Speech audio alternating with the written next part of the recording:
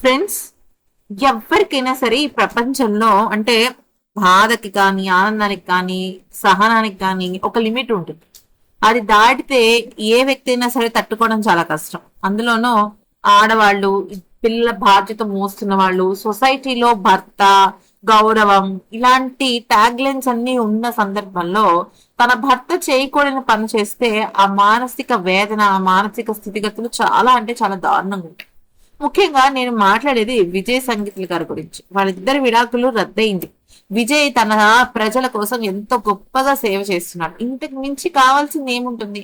భార్య కూడా తనను అర్థం చేసుకుంది. కానీ త్రిష వ్యవహారం మాత్రం రోజు రోజుకి చాలా అంటే చాలా ఎక్కువగానే శృతి మించుతోంది. దీనిపైన విజయ్ కానీ విజయ్ తల్లిదండ్రులు కానీ ఒక మోస్తారుగా స్పందించడం వల్ల చాలా మానసిక వేదనకి గురైంది సంగీత.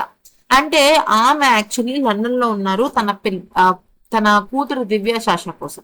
అయితే నిజానికి దాదా యాక్చువల్లీ సంగీత గారు లండన్ లోనే పుట్టారు, లండన్ లోనే ఉంటున్నారు చాలా రోజుల పాటు. ఆవిడ లైఫ్ చాలా మటుకు లండన్ లోనే ఉంది. చదువుకోవడం కూడా అక్కడే చదువుకున్నారు ఆవిడ. సో ఆ లండన్ అనే దేశంతో ఆవిడకి చాలా మంచి సంబంధాలు ఉన్నాయి.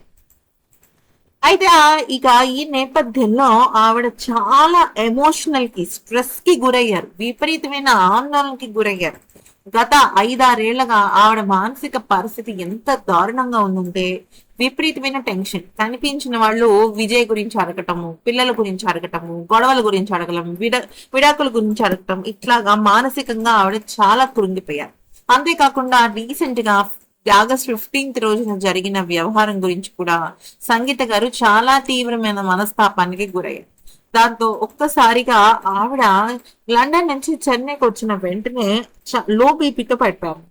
అంటే గతంలో కూడా ఆవిడ ఒకసారి లో బీపీతో ఇలాగే పడిపోయారు.